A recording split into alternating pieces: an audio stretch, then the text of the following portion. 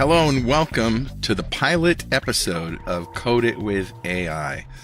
This is a new idea that Jeff Fritz and I had. I'm Carl Franklin, by the way, from AppVNext. And that's Jeff Fritz from Microsoft. Hey, Jeff. Hello.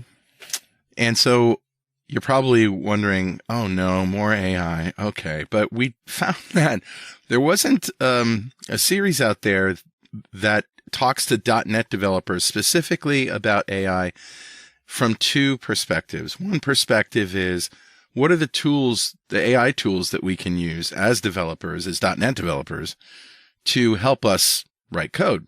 Mm-hmm. And the second is, how can we implement AI inside of our applications itself? And so the problem, of course, is that it's a moving target, right?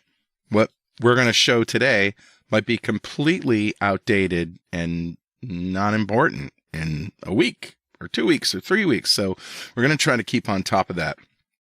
But Jeff, you have been doing a lot of work with AI. Yeah. And, you know, I guess, you know, your boss's boss's boss is are mandating more AI involvement from Microsoft people, right? It's part of the product strategy, you know? Yeah. So but everybody get on board. This is where the products are going and where they're promoting. And that's fine. That's the direction. So let's learn a little bit more about that. Let's take advantage of these new tools and technologies and see where they fit in to our development workflow. And there's a lot of tools that I didn't even know were there, what you could do with them. So it's going to be a great education for me. I have a certain set of tools that I use, but you know, I always want to know what's more. So let's start with this website that you wrote and maintained called Copilot.john. Yeah. What is this? Back at the Microsoft Build conference back in May of 2025, there were booths and places where subject matter experts, folks like myself, could talk to customers, talk to developers about their experiences using the products and tools. And in my experience, again and again, what I ran into was folks saying, you know, hey, I don't know how to do this. Hey, here's a detailed scenario that I need help with. And my response again and again was, well, just Copilot that. Just Copilot that. Go open Copilot, go to that page, ask it the question that you're asking me, and I can guarantee it's going to have some insight that unlocks you, gets you started, gets you moving in the right direction. And to be clear, I'm not selling Copilot here. You can get Copilot completely free, but what it unlocks, what it will open up for you was so important for these folks to see. And it got to a point, Carl, that after the first day or two of the conference, I was the person who kept saying, well, just Copilot that. And it turned into a Philly thing for me, where that Philadelphia slang term Jawn that we use to just refer to anything and everything. Any noun is your favorite noun. That's right. Yeah. So don't say, hey, can I have a fork? Say, hey, can I have one of them Johns? Exactly. Hey, pass me that Jawn over there. Right. So I went and took that and said, well, if I'm going to Copilot that Jawn, and why don't I turn that into a website that has all kinds of tips, strategies for how you can use AI to help you get ahead in building and working with not just software, but other things around your office experience, right? So that I started writing some tips, going and exploring different ways to do things. And what you see here is a collection of those tips, those tricks, those strategies that you can use to be more productive, to get more done in less time. And it looks like they have tags, so I imagine there's searching and all of that stuff. So show us how to use this thing. So, there's, of course, a couple of recent tips right up front here. And I can go through and browse and search across different categories here. You know what? I'm in development, so I'm really focused on GitHub Copilot. And let's also make sure that we look for anything that talks about Azure and apply those filters, and we get search that focuses on just those couple tips that I've got written at this point that will get you pointed in a direction to do more with Azure and GitHub Copilot.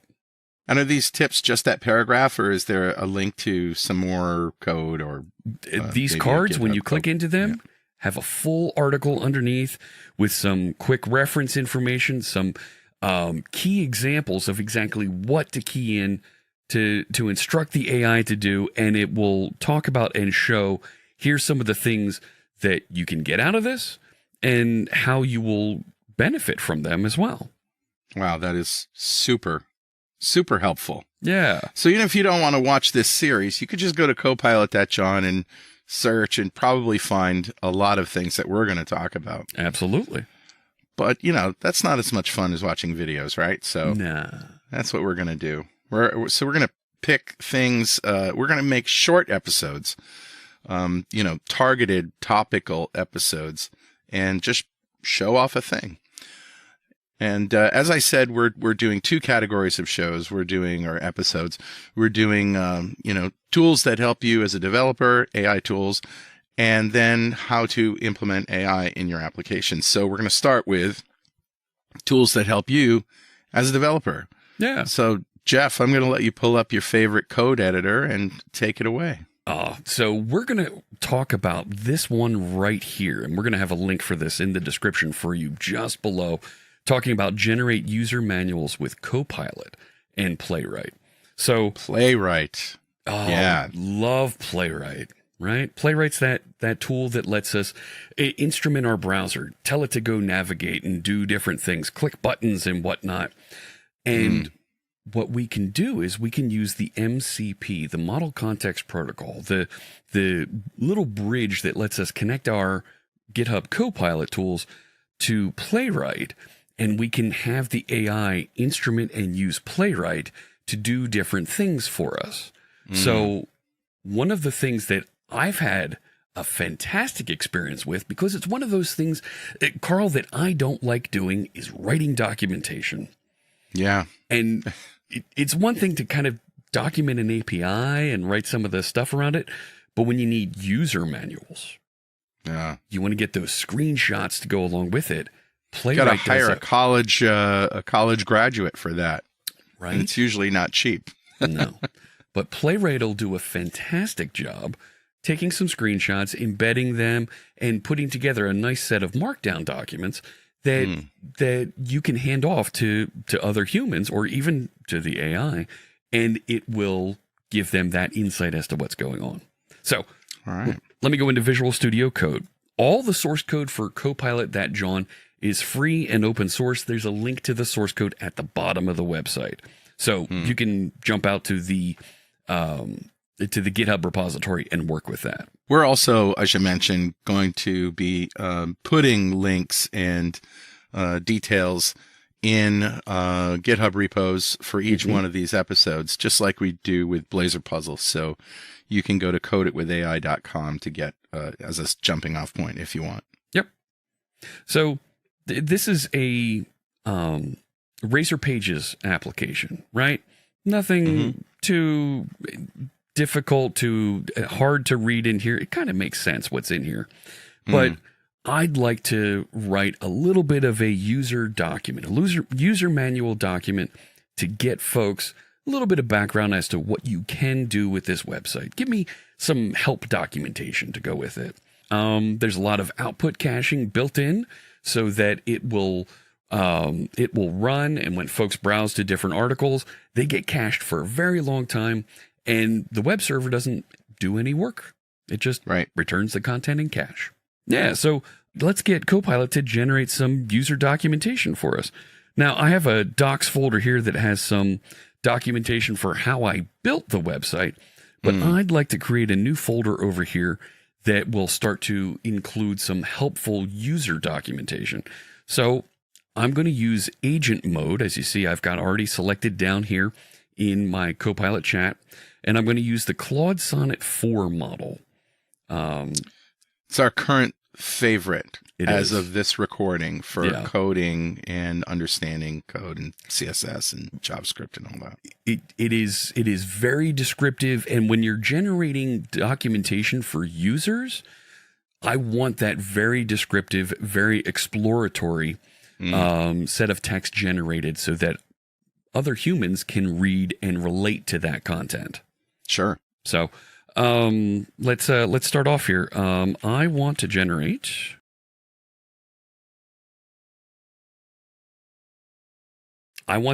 some user documentation for the website, CopilotThatJawn.com. The source code is in this folder. I'd like you to use Playwright on the CopilotThatJawn.com website to generate documentation in a top-level user-docs folder. Include screenshots and helpful instructions to get more out of the website. Now, you didn't tell it to use Markdown, did you? No. You just said create some user documentation. Do you need to be that explicit? You could be, but by default, you'll find that the Copilot models prefer to write documentation in Markdown. Great. And I'll click through to the tools here so that you can see I've got a bunch of the built-in tools already configured, and I have the MCP server for Playwright installed and running down here. All right. So it'll pick that up. Yep. So I will start that. And it's going to work away here. So guides and screenshots, it's already created. Nice. Features, yeah. Okay, so now Playwright's in control. Mm-hmm. So it's taking screenshots, it's navigating. Hey, you're sure you're not doing this? Look, Ma, no hands. That's right. Now, what did you just do? So it was prompting me to, it was going to run a command. And it was prompting me, is it allowed to do this? And I turn on always allow for those, especially Playwright navigating around. Okay. I remember in the early days of the agent with the GPT agent in Visual Studio anyway, it got stuck with files. Yeah. Copying files and re-accessing them, like opening Razor files and closing them and reopening them. It felt like reader-writer lock types of things. Yeah. I don't know if they fixed that, but it's good to know that Visual Studio Code with Claude Sonnet works really, really well. Yep. And like we said, as of this recording, this is our current pet model. So it's created its first document, homepage navigation.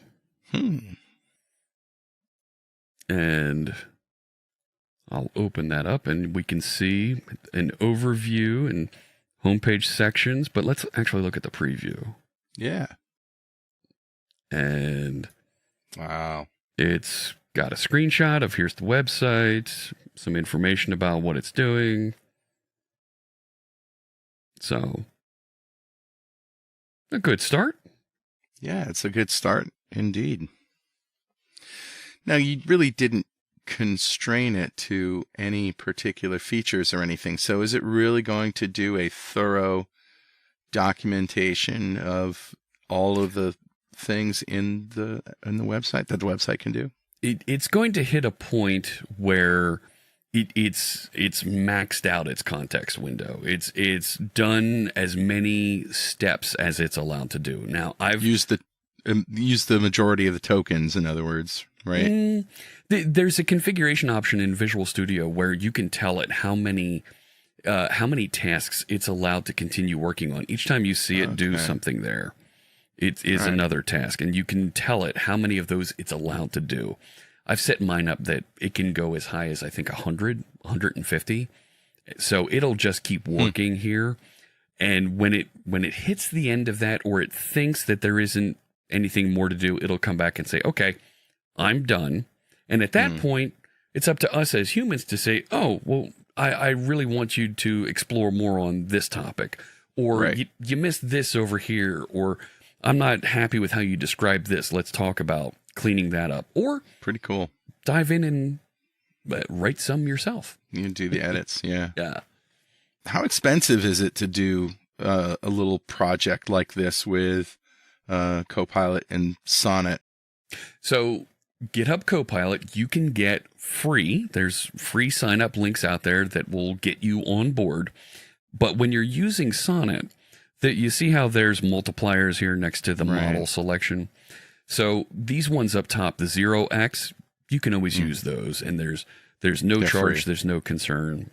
You're on for the however many dollars a month it is. Mm-hmm. At this time, these models are labeled as 1x. So you have a certain number of requests that you can submit to the agent to interact with, and each request will cost one request to these models. Now, there might be some more advanced models out there that are it take a lot more horsepower to run, a lot more energy to use, and you'll see that they might take 10x or 5x. Wow. Right now, Claude takes 1x, and in my current plan, I get 50 requests a month. So when I submitted that one request here in the text box, that was one request this month, counting towards my Claude Sonnet quota.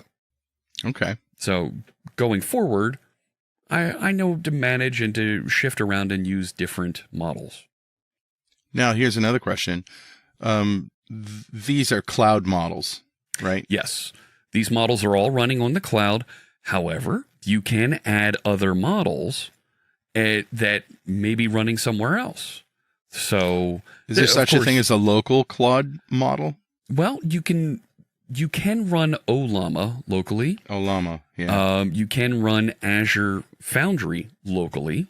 And it doesn't necessarily have to be local on your workstation.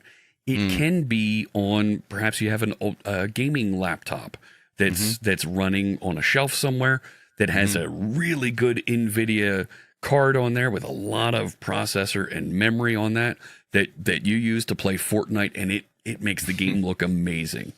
Right. It'll help Ollama or Azure Foundry run and deliver responses for you in a quick manner. I'm not going to say as fast, but in a quick manner.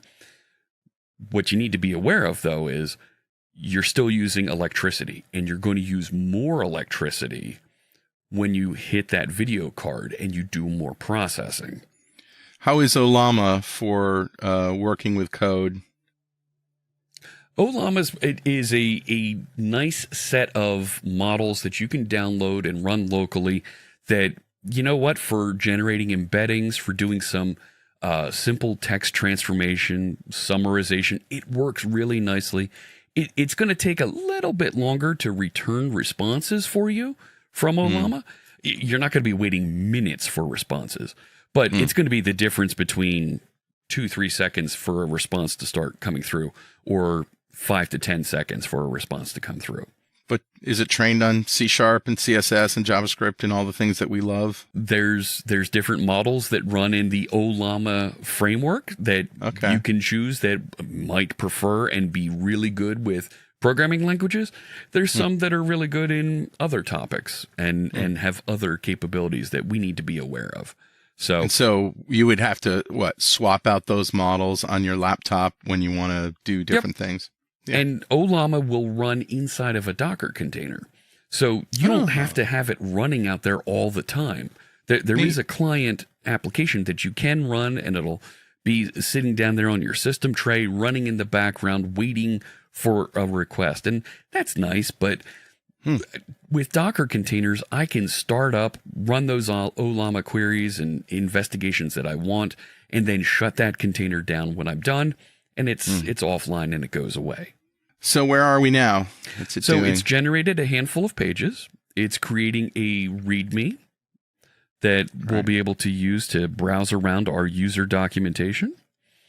And if we open up the list of files up here, and I'll just close some of these and close some of these. There we go. Documentation structure created. User docs. Screenshots, guides, features, index for a quick navigation index, and some information about what it created. Fantastic summary that I love seeing it give us, that we can really review and see what happened here.